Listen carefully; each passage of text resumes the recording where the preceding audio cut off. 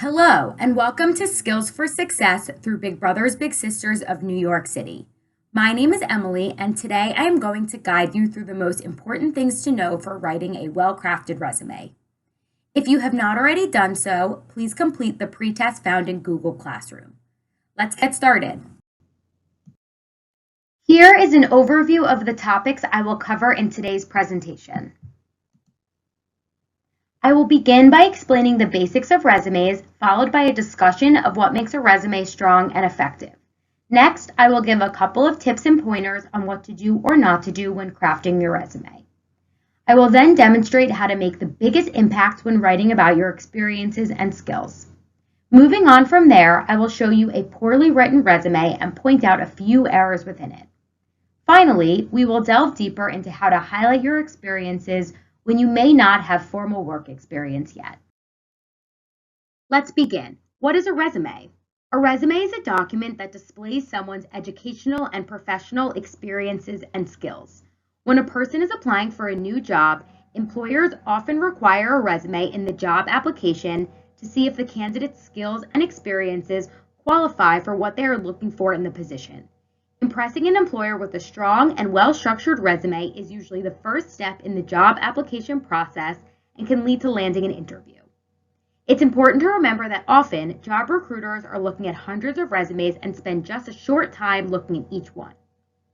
Because of this, it's important to make sure your resume stands out. A resume introduces you to the employer. Resumes provide a first impression of the candidate. They also communicate your most important assets. Resumes provide a snapshot of your job experiences. They include the duties you perform while working in previous positions to show that you are qualified for the position you want. They help you impress the employer. Resumes detail your biggest achievements and most marketable skills. Lastly, resumes show how you communicate and organize information. A well-crafted resume can demonstrate that you are an effective communicator and pay attention to detail. These are two of the most important skills employers look for in new employees. All resumes should include some specific information, including contact information and descriptions of your relevant experiences and skills. Next, I will walk you through some pointers on how to craft an effective resume. An effective resume, first and foremost, shows that your personal skills and prior work experiences match what the employer is looking for. The best way to ensure that your skills and experiences are highlighted is by using the job description as a guide when editing your resume. By putting keywords from the job description into your resume, you have a better chance to be called back for an interview. We will talk a little bit more about this in the next slide. Highlighting your skills and strengths is another important aspect of strong resume writing. Don't be shy. This is the time to celebrate your accomplishments. Remember, you are in competition with the other people for this job, and you want to show why you are the best candidate of all. You should list the major accomplishments you had with this in mind. Remember that your resume is a first impression, and you should make sure it presents the strongest image of who you are. Now that we have a better idea of what makes a strong resume, our next slide will cover some basic resume do's and don'ts. Do. Keep the formatting consistent and uniform. You should only be utilizing one or two professional fonts on your resume. You should also align all of your bullet points and work to ensure all content looks consistent throughout the document. List your experiences in chronological order. The general rule of thumb is that any relevant coursework, professional experiences, extracurriculars, etc. are listed in chronological order from most recent to least recent. Tailor your resume to the specific job you are looking for. Because you should be using keywords found in the job description, you should always tailor your resume to each new job you apply for. Why is this? There are a few reasons. Sometimes, applications submitted online are reviewed by computerized programs which look out for keywords in your resume in order to move applications to the next stage of the process. This means the more words from the description that you include on your resume, the more likely it may be that you move to the next stage of the process. Although this can feel tiresome, it also shows the job recruiter that you are qualified for a specific position. Stick to one page. Resumes should be concise and have only the most important aspects of your prior experiences. It often helps to use bullet points in order to keep things short and sweet. Proofread. This one should be a no-brainer. Employers want to know that you have attention to detail and are conscientious about the work that you put forward. Ask a family member, teacher, or friend to look over if you want another set of eyes. Don't lie about your experiences. In an interview, you will be asked about the experiences you list on your resume. Make sure you can talk about these experiences honestly, or else it won't leave a good impression with the interviewer. Don't use an unprofessional email. Having a generic email is usually the best option when sending in a job resume. You will not personally know the recruiter, so you should minimize anything that would distract them from focusing on your skills. Usually your school email is a fine option, but making a Gmail account is free, so it wouldn't hurt to make a new email and use it specifically for professional needs. Don't experiment with crazy fonts or formatting. This one goes with the point above. You shouldn't include things which would distract the recruiter from your skills. Don't include typos. Make sure to proofread to put your best professional foot forward. Don't state references available upon request. The job recruiter will know that you can provide references if they want to contact them. You should always let people know if you've included them as a reference, so they will be prepared to talk about you if they are called. Here is an example of an easy-to-read resume. As you can see, Sue's formatting is consistent throughout. She has all of her bullet points lined up and uses the same font for each section. She also breaks up the sections so that the document is easy to follow. Now that we've talked about what makes a resume effective, reviewed some do's and don'ts, and viewed a good resume as an example, we are going to dive into the details of how to actually write one. When listing out your experiences, you want to make sure that you are using high impact versus low impact bullets. Let's review what makes bullets high or low impact. High impact bullets clearly highlight specific skills. It also lets the employer know the scope, target audience, and frequency of the events. Make sure to include numbers or metrics wherever possible. High impact bullets efficiently illustrate the candidate's abilities and experience. Again, think specific. High impact bullets include information about tools, techniques, and skills used to get something done. Did you use Excel, JavaScript, or a specific database? Make sure to include it by name. Low impact bullets are vague and don't make clear what the candidate's responsibilities included. Remember how high impact bullets quantify specific accomplishments? On the contrary, low impact bullets are too general. Low impact bullets include filler words or fluff. Remember to be concise. For example, saying successfully completed a task is just a fluffed up way of saying completed a task. Low impact bullets use generic rather than specific verbs. Strong action verbs are crucial to a resume's impact. The next slide will show some specific examples of how low impact bullets can be turned into high impact bullets. Now let's look at some examples together. Managed the cash register can be converted into a high impact bullet by stating scanned, bagged, and loaded customer purchases, processed cash, check, credit card, and coupon purchases, managed daily till opening and closing procedures. Babysat children can be converted into responsible for the care of 3 children ages 3 to 9 for a period of 3 years, provided recreational activities, prepared meals, and maintained a safe environment. Responsible for fulfilling customer orders daily can be turned into successfully fulfilled 20 to 30 customer orders per day, ranking in the top 5% of all customer support associates in 2017. Remember, you want to be action-oriented, specific, and detail-oriented without using repetitive words or fluff. Now that we have discussed what is to be included in your resume, we are going to have a short activity. Please take about 5 minutes and think about some of the errors in the resume on this slide. We will then come back together as a group to discuss.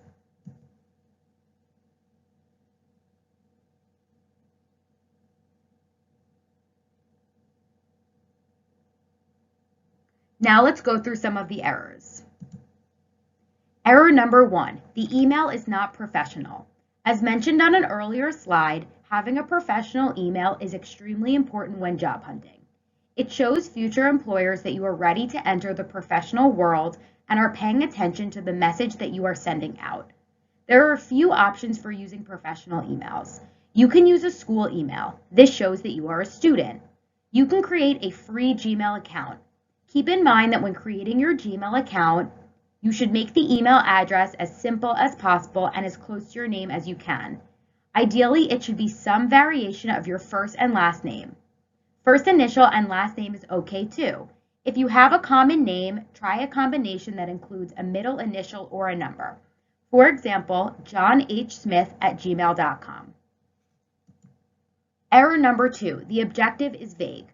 Putting an objective is a great way to be clear on what type of job you're looking for. However, a vague objective does more harm than good. Try to be more specific with the job title or type of job that you are looking for. Error number 3, education doesn't include the year you will graduate or any specific courses of study.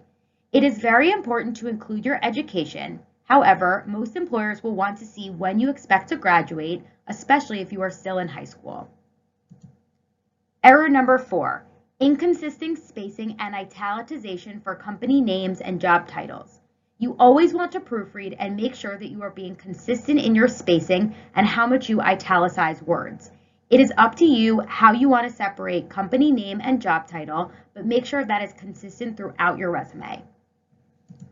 Error number 5, low impact bullets. As mentioned earlier, make sure that your bullets are high impact by keeping them specific and using metrics wherever possible. For example, you list that you got new advertisers. How many advertisers did you sign on? Did this lead to an increased percentage in readership? If so, by how much? Sharing specific details will help employers understand specific skills that you gained. It can also help you highlight large accomplishments. Error number 6, spelling error. Just like assignments you would turn in for school, you want to proofread and spell check. Handing in sloppy work makes you seem careless and unprofessional. Error number 7, using the header of other is too vague. If you have strong additional skills like Adobe and Photoshop, make sure to highlight those in a section called Proficiencies. The next slide includes a better version of this resume. Now, let's review why this is a better version of that same resume. I want to highlight some of the changes and updates. Although these resumes share identical demographic information and experience, the second resume clearly uses high-impact bullets and states the information in an overall stronger manner. Now that we have looked at examples of resumes, I want to talk about how to create a resume as a high school student. A common concern that I hear from students is that they think they don't have much to include on a resume. While you may not have traditional work experience, your life experiences and skills can be translated into real-world job skills. Make sure to include informal work experience. If you have formal paid work experience, certainly include it.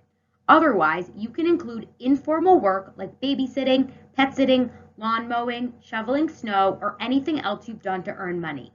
Even if you didn't collect a regular paycheck, informal work still displays skills and your reliability as a potential employee. Since most high school students haven't held a lot of jobs, it is important to draw upon all aspects of your life that show you have the character, work ethic, skills, and personality to succeed in a job. Lastly, don't forget to include internships, paid or unpaid. Mention your extracurricular activities, volunteer work, academic, and athletic pursuits. Any activities that you were involved with inside or outside of school should be mentioned. This is where you should include any after-school programs like Big Brothers Big Sisters of NYC. List leadership roles. Not only should you include extracurriculars, but make sure to highlight leadership roles you held within those activities. For example, if you were the secretary on the student council or the co-captain of your dance team. Reference achievements. Employers want to hire people who have made positive changes in their environments. Specifically, sharing academic achievements like successfully advocating for a new vending machine through student government or winning an award in your creative writing class. Promote positive attitude and performance. Employers know that you won't have so much work experience to share. Instead, use this as an opportunity to showcase your work ethic. This is a great place to share an accomplishment like perfect attendance or recognition for positive attitude by a teacher or a coach. Hopefully by now you should realize how much you have to contribute to a resume even without having much formal work experience. However, you may still be wondering how to translate real-life experience to specific job skills. The following slide will help you do that. This slide will show some examples of real-life experiences and how they can be converted into job skills. In addition to translating skills, think about how to connect past experiences to future job opportunities. For example, if you have experience watching younger siblings, talk about how those skills would prepare you for a job as a camp counselor. If you are the student body treasurer, talk about how those math and organizational skills would prepare you to work at a grocery store cash register. By now, you should be ready to begin writing your own resume. Before I send you off, I want to review what to do when you think that you are finished. 1. Proofread. Editing and proofreading is absolutely crucial. You want to make sure that you have no silly spelling mistakes, inconsistent spacing, or any other careless errors. Once you have proofread your resume a few times, ask a trusted adult to proofread it as well. Having another set of eyes on any important document is a smart move, but you should make sure that an objective person is clear on what you are trying to communicate with each bullet. Your resume is never finished. Your resume is a living document, which means that it is never truly finished. Make sure that you are always adding and updating your resume to reflect new jobs and experiences. We live in a time where everything is Googleable, and getting help with resume writing is no different. Check out some of the references provided in the Google Classroom for more detail on tips and tricks. Thank you for joining us for Big Brothers Big Sisters of New York City's resume writing webinar. I hope that this helped you learn how to effectively write a resume. Please remember to complete the survey at the end of this webinar. Good luck!